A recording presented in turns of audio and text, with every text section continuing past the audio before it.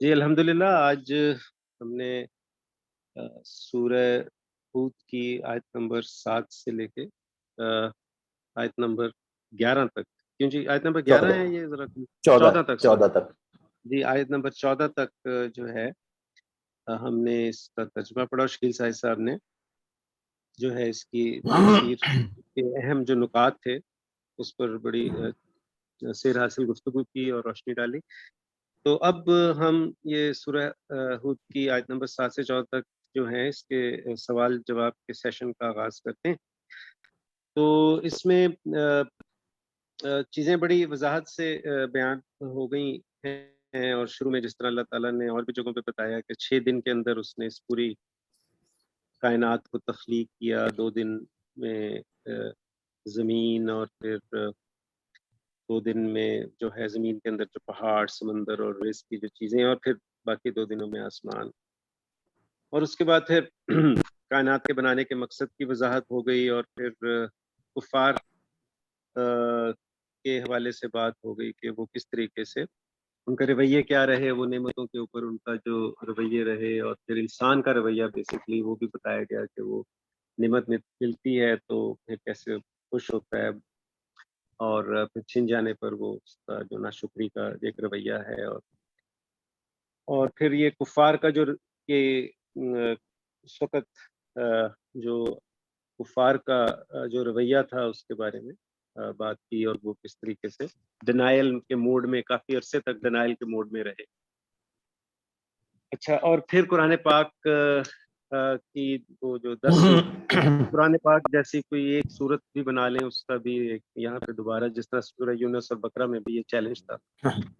اچھا، اس میں ایک جگہ پہ شکیل صاحب بات ہو رہی تھی کہ یہ جب ایک دو چیزیں ہیں، ایک تو یہ 6 دن میں ایک اتنا کمپلیکس سسٹم اللہ تعالیٰ نے کھڑا کر دیا جو کہ انسان ابھی تک جس کو ڈسکور ہی نہیں کر پا رہا، اور پھر اس نے ایک عرش پر قیام کیا۔ تو ایک تو یہ ہے کہ یہ ایک مختصر سا ایک وقت تھا، وہ یہ مطلب ہمارا جس طرح کیا یہ وہی دن ہے جس طرح ہمارے دن ہوتے ہیں، اور پھر عرش، عرش سے کیا مراد ہے؟ یہ عرش والا جو ہے کہ وہاں پہ اس نے قیام کیا، تو عرش کیا ہے؟ کوئی فزیکل کوئی جگہ ہے یا کوئی محاورتاً یہاں پہ استعمال ہوا ہے یہاں پہ عرش کا لفظ؟ جہاں تک جو ہے نا وہ پہلا آپ کا سوال کا جو پہلا پارٹ ہے، تو ہمارا جو دن ہے نا وہ ڈپینڈ کرتا ہے زمین کی روٹیشن کے اوپر، کہ زمین جو ہے وہ تقریباً 24 گھنٹے میں اپنے ایکسس کے گرد جو ہے وہ ایک چکر کاٹ لیتی ہے، تو یہ دن ہے وہ۔ تو یہ دن تو نہیں ہو سکتا تھا، وہ 24 گھنٹے والا دن تو نہیں ہو سکتا تھا، کیونکہ اس وقت تو زمین اور اس کا ایکسس اور یہ سورج جو ہے وہ ایگزسٹ ہی نہیں کرتے تھے تو لہذا یہ دن تو کچھ اور ہے۔ چونکہ قرآن حکیم میں جہاں پر آیا ہے ایک جگہ کہ جی تمہارا اللہ تعالیٰ کا ایک دن جو ہے وہ ہمارے 1000 سال کے برابر ہے، تو اس سے یہ نتیجہ نکالا جا سکتا ہے کہ یہ 6000 سال کی بات ہو رہی ہے۔ ہمارے 6000 سال تب میں یہ پروسیس جو ہے وہ کمپلیٹ ہوا ہے، واللہ عالم۔ لیکن جو ہے وہ چونکہ ایک جگہ یہ آ گئی ہے بات کہ تمہارا اللہ تعالیٰ کا ایک دن ہمارے 1000 سال کے برابر ہے، تو اس سے میں یہ نتیجہ نکال رہا ہوں، لیکن ظاہر ہے کہ اللہ تعالیٰ بہتر سمجھتا ہے کہ 6 دن سے کیا مراد ہے۔ تو ایک بات تو جو ہے وہ یہ ہو گئی کہ جی یہ ان جو یہ دن جو ہے یہ 24 گھنٹے والا دن نہیں ہے۔ اچھا، اب جو ہے وہ جو باقی کی جو دوسرا والا پارٹ کیا تھا آپ کا؟ جی دوسرا یہ تھا کہ عرش پر اللہ نے جب قیام کیا ہاں، یہاں عرش، یس، عرش جو ہے نا وہ دونوں معنوں میں استعمال ہوتا ہے قرآن حکیم میں۔ ایک تو ہے کہ جی اس کی جو حکومت ہے وہ اس کو ظاہر کرتا ہے، یعنی اللہ کا، جیسے یہاں پر آیا کہ اللہ کا عرش پانی پر تھا، تو اس کا مطلب یہ ہے کہ جو اس کی حکومت تھی یا وہ ایریا جو کہ اس کے اندر اتھارٹی تھا، جہاں پر اس کی حکومت کام کر رہی تھی، وہ سارا پانی ہی تھا، یا وہ اس کی جو مختلف توجیحات جو ہو سکتی تھی وہ بھی اس کا میں نے یہاں ذکر کر دیا۔ تو ایک تو جو اللہ تعالیٰ کا جو عرش ہے اس کا ایک مفہوم یہ ہوتا ہے، لیکن ایک فزیکل چیز بھی موجود ہے، وہ یہ ہے کہ جو ساتواں آسمان ہے اس کے اوپر کوئی جگہ ہے، یعنی آؤٹ سائڈ دس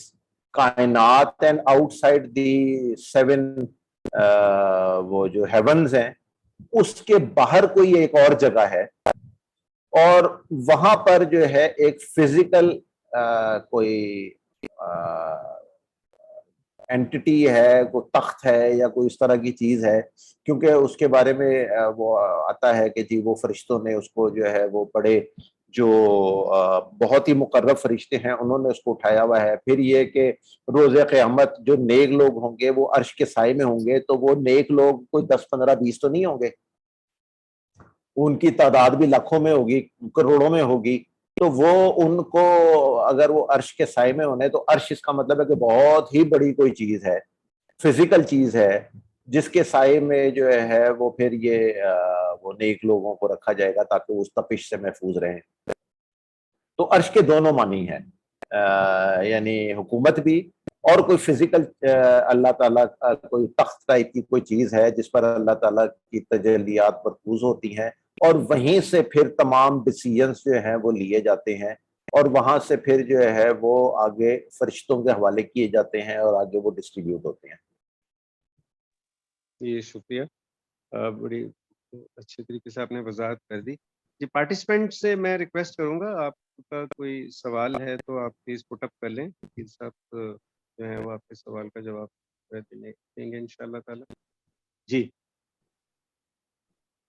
بھائی صاحب، آزم صاحب، پارٹیسپینٹ میں جو سب لوگ ہیں، کوئی اگر سوال ہے عارف بھائی کا، عائشہ ہیں۔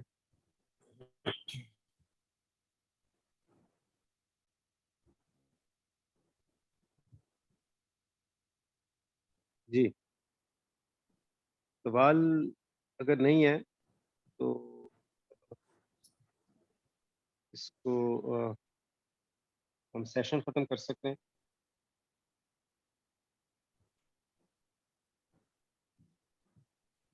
اچھا شکیل صاحب، لگتا ہے ابھی آج کوئی مزید سوال، کیونکہ آج آپ نے بڑے اچھے طریقے سے وضاحت کر دی، تو لگتا ہے کہ چیزیں کافی حد تک کلیئر ہیں سارے اصحاب کو۔ اچھا ایک چھوٹا سا ذرا تھوڑی اگر وضاحت آپ نے کر دی تھی، لیکن میں چاہ رہا تھا کہ ذرا اس کی اور انڈرسٹینڈنگ ہو جائے کہ یہ خوشی کا جو اظہار ہے، جس طرح ہماری زندگی میں ہوتی ہیں خوشیاں، جو فرحہ کا لفظ یہاں پہ استعمال ہوا تھا، تو آپ نے کہا تھا کہ یہ خوشی کے اندر حد سے، مطلب بہت زیادہ خوش ہونا، حد سے گزر جانا، تو اس کو قرآن پاک میں جو میں سمجھا تھا کہ یہ it is not an appreciated condition, یہ مطلب کوئی اچھے معنوں میں نہیں لیا جاتا۔ کیا اس پہ ذرا تھوڑا سا ذرا وضاحت کر دیں، اگر ایسا ہی ہے، اگر آپ نے یہی بات کی؟ اب میں نے بالکل یہی بات کی ہے کہ فرح کا مطلب جیسے ہم نے پڑھا کہ وہ ہے خوشی میں آپے سے باہر ہو جانا۔ تو ہم دیکھتے ہیں کہ جب لوگوں کے پاس خوشی آتی ہے تو پھر وہ کس طرح آپے سے باہر ہوتے ہیں، فائرنگ ہوتی ہے، اور جو ہے وہ دھمالے ڈالی جا رہی ہیں، اور سارے جہان کو کسی طرح بتایا جانا، ان کی خواہش ہوتی ہے کہ میں کسی طرح سارے جہان کو یہ بتا دوں کہ جو ہے وہ میں خوش ہوں۔ اونچی آواز میں موسیقی لگانا اور آتش بازیاں کرنا اور یہ اس طرح سے کام کرنا جس سے سارے ارد گرد کے تمام لوگوں پہ یہ بات ظاہر ہو جائے کہ میں بہت خوش ہوں۔ یہ کوئی اتنی اپریشیبل کنڈیشن نہیں ہے۔ اس کی وجہ یہ ہے کہ آپ اگر یا میں بہت زیادہ خوش ہوں اور میں اس پہ فائرنگ کر رہا ہوں اور میں آتش بازیاں چلا رہا ہوں اور میں سارا کچھ کر رہا ہوں، اور اس طرح سے کر رہا ہوں کہ تاکہ میرے محلے والے اور میرے ارد گرد کے افراد اور وہ سارے لوگ جو ہیں وہ اس کو دیکھیں اور ان کو پتہ چلے کہ میں خوش ہوں، تو ان میں سے بہت سارے ایسے ہوں گے جو کہ نہیں ہو سکتے خوش، مطلب ان کی زندگی میں اس وقت غم ہے، پریشانیاں ہیں، دکھ ہیں۔ تو میری جو ہے وہ جو یہ ایکشن ہے نا، وہ basically it will add an insult to their injury والی صورتحال ہوگی۔ تو خوشی اب کوئی اچھا وقت آنے پر جو ہے وہ اللہ تعالیٰ یہ ایکسپیکٹ کرتا ہے کہ انسان شکر گزاری کا رویہ اختیار کرے گا، اور جو نعمت ملی ہے اس کو، جو رحمت ہوئی ہے اس کا لوگوں سے ذکر کرے گا، اس کو بتائے گا کہ اللہ تعالیٰ نے بڑی مہربانی کی، اللہ تعالیٰ نے یہ کر دیا۔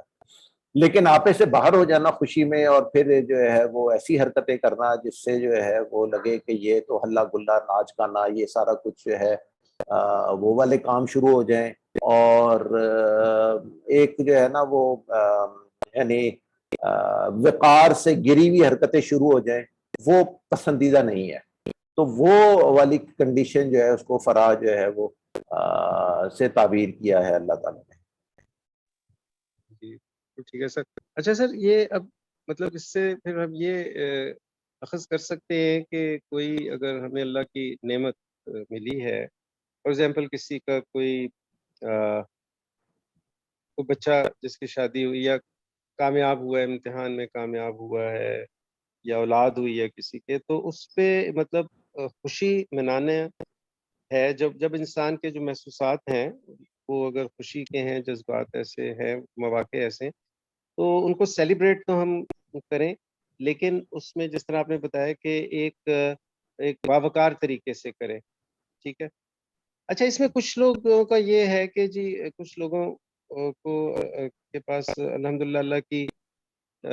نوازش ہوتی ہے، وہ مطلب زیادہ ان کے پاس جو ہے مال و دولت زیادہ ہے، یہ کہہ لیں آپ، تو وہ ذرا اس کا لیول اٹھا دیتے ہیں، مطلب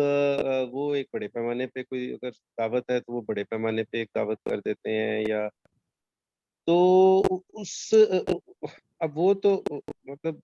بہت زیادہ اس میں تو نہیں کرتے، لیکن obviously وہ پھر ایک اس کا جو ایک آ جاتا ہے کہ اور لوگ بھی دیکھتے ہیں جو اس طرح سے نہیں کر سکتے جتنا وہ نہیں ہے، although اس کی نیت ایسی نہیں ہے اس شخص کی، تو اس کو ہم کیسے لیں گے؟ نہیں، میں دیکھیے میں یہ سمجھتا ہوں کہ اگر آپ کو اللہ نے دیا ہے نا، اور آپ اس کا اظہار کرتے ہیں، اس میں کوئی حرج کیا نہیں ہے، بلکہ میں تو اس کو سمجھتا ہوں کہ یہ ہے وہ آپ کو کرنا چاہیے ہے کہ آپ لوگوں کو پتہ چلے کہ آپ کو آپ کے اوپر اللہ تعالیٰ کی رحمت ہے، اور آپ اس کا اپنی زبان سے بھی اقرار کریں۔ یعنی دعوت کرنا، فرض کریں کہ میں ایک بہت امیر آدمی ہوں اور مجھے کوئی بڑی مل گئی ہے، کوئی خوشی مل گئی ہے، میں جو ہوں وہ اس کے لیے میں نے ایک عظیم الشان دعوت کا اہتمام کیا ہے، اور گھر پہ چراغاں کیا ہے، تو یہ سارا کچھ میں نے کیا ہے۔ جو لوگ آئے ہیں جن کو میں نے بلایا ہے، تو اپنے ارد گرد کے ظاہر ہے پھر سارے لوگوں کو بلاؤں گا، تو پھر میں ان کے سامنے اظہار کروں اس بات کا کہ اللہ تعالیٰ کی بڑی مہربانی ہے کہ جی میں تو میرے مطلب یہ جو کچھ بھی ہوا ہے اس میں میرا تو کوئی عمل دخل نہیں ہے، یہ صرف اور صرف اللہ تعالیٰ کی رحمت ہے کہ مجھے یہ خوشی مل گئی ہے۔ اس کا جب میں اظہار کروں گا نا، یہ بات میں اپنی زبان سے کئی دفعہ کہوں گا، تب جو ہے وہ خود میرے اندر بھی یہ احساس جاگے گا کہ یہ جو کچھ مجھے ملا ہے، جو بھی خوشی ملی ہے، وہ صرف اور صرف اللہ تعالیٰ کی مرہون منت ہے۔ یہ زبان سے میرا کہنا جو ہے وہ بار بار کہنا اور لوگوں کے سامنے اس کا اظہار کرنا بڑا ضروری ہے، تو جو ہے وہ بالکل ٹھیک ہے، اس میں کوئی وہ نہیں ہے۔ لیکن اگر جو ہے وہ میں آتش بازیاں چلاؤں، گولیاں چلاؤں، اور ناچ گانے کا بھی بندوبست کروں، اور میں دھمالیں بھی ڈالوں، اور پھر اونچی آواز میں موسیقی بھی لگاؤں تاکہ سارے میرے محلے والے پریشان رہیں، اور جو ہے وہ میں دعوت کا بندوبست بھی کروں، سب کچھ کروں، لیکن یہ بات جو میں نے کہی کہ جی میں لوگوں سے جو میرے گھر آئے ہوں، جو مجھے مبارکباد دے رہے ہوں اس خوشی کی، اس میں ان کے شکریہ کے ساتھ جو ہے نا یہ بھی گاہے بگاہے، ہر ایک سے نہیں بے شک، لیکن گاہے بگاہے اس بات کا اظہار کرتا رہوں کہ بھئی یہ صرف اللہ تعالیٰ کی مہربانی ہے، اس نے یہ کر دیا، تو جو ہے وہ یہ سارے کام نہ کروں اگر، تو پھر اور گولیاں چلاتا رہوں، تو وہ کام وہ جو وتیرہ ہے وہ غلط ہے۔ جو ایک مومن سے جو ایکسپیکٹڈ ہے وہ یہ ہے کہ وہ خوشی منائے، اور جو اس کو اللہ نے دیا ہے وہ اس کا ضرور اظہار ہونا چاہیے، اور ہو جاتا ہے۔ دیکھیے جو ہے نا، یہ ہم اس سے پہلے بھی یہ ڈسکس کر چکے ہیں کہ اگر جو ہے وہ میرے پاس 1 ارب روپیہ ہے اور میں اس سے ایک 4 کنال کی کوٹھی بناتا ہوں، تو میں کہیں تو بناؤں گا، اور وہ سڑک پہ کھڑی ہوگی کوٹھی، ٹھیک ہے، اس کو میں چھپا کے تو نہیں رکھ سکتا کہیں پر۔ پھر جو ہے وہ میں سمجھتا ہوں کہ مجھے جو ہے میرے پاس ایک اچھی کار ہونی چاہیے، تو وہ کار جو ہے اچھی کار مجھے نہیں لگتا کہ جو ہونڈا کی سیوک ہے یہ کوئی اتنی اچھی کار ہے میں کہوں گا کہ نہیں میرے پاس تو آڈی ہونی چاہیے. میں تو جاپانی گاڑیاں مجھے پسند نہیں ہیں, مجھے تو جرمن گاڑی پسند ہے جو اس سے کہیں زیادہ مہنگی ہے, تو وہ میں رکھنا چاہتا ہوں, تو کوئی حرج نہیں ہے اس کے اندر. اگر اللہ نے مجھے توفیق دی ہے تو میں اگر رولیکس کی گھڑی جو کہ کئی کروڑ روپے کی ہے اور میں افورڈ کر سکتا ہوں تو وائی ناٹ. تو اس میں کوئی حرج نہیں ہے, صرف یہ ہے کہ آپ کے اندر اس چیز کی ایسی محبت نہیں آنی چاہیے کہ اگر کوئی مجھ سے کہے کہ یہ جو تم نے رولیکس کی گھڑی لی ہے بڑی اچھی لگ رہی ہے تمہارے اوپر, اور یا یہ کہ یہ بڑی خوبصورت گھڑی ہے, تو میں بغیر کچھ سوچے اتار کے اس کو پکڑا دینے کے لیے راضی ہو جاؤں. تو اس کا مطلب یہ ہے کہ گھڑی نے میرے دل میں جگہ نہیں بنائی ہے, اور میں نے یہ میرا یہ ایمان ہے کہ جس رب نے مجھے یہ دی ہے نا تو میں اس کو دے دوں گا, رب اور دے دے گا. اگر میری اس طرح کی سوچ چل رہی ہے تو بالکل کوئی حرج نہیں ہے, لیکن جو ہے اگر اسی پیسے نے مجھے کنجوس بنا دیا ہے اور میرا اس پیسے کا مقصد غریب لوگوں کی غربت کے اوپر کوڑے برسانا ہے تو وہ پھر جو ہے وہ ایک مصیبت بن جائے گی. جی شکریہ, بالکل یہ وضاحت ہو گئی. جی کوئی سوال اگر ابھی نہیں ہے تو مجھے بتا دیں, میں پھر اس سیشن کو ختم کرنے کی اناؤنسمنٹ کر دیتا ہوں. جناب پارٹیسپینٹس میں دس اے لاسٹ چانس, اگر کوئی سوال ہے تو پوچھ لیں. جی میرا خیال ہے سوال نہیں ہے کوئی, تو ٹھیک ہے شکیل صاحب, پھر آج کے سیشن کو ہم یہیں پہ ختم کرتے ہیں اس دعا کے ساتھ کہ اللہ تعالیٰ ہمیں قرآن پاک کو پڑھنے کی, سمجھنے کی, اس پر عمل کرنے کی, اور اس کو حسن طریقے سے اللہ تعالیٰ کے اس پیغام کو آگے پہنچانے کی توفیق عطا فرمائے. آمین. آمین. السلام علیکم ورحمۃ اللہ. وعلیکم السلام.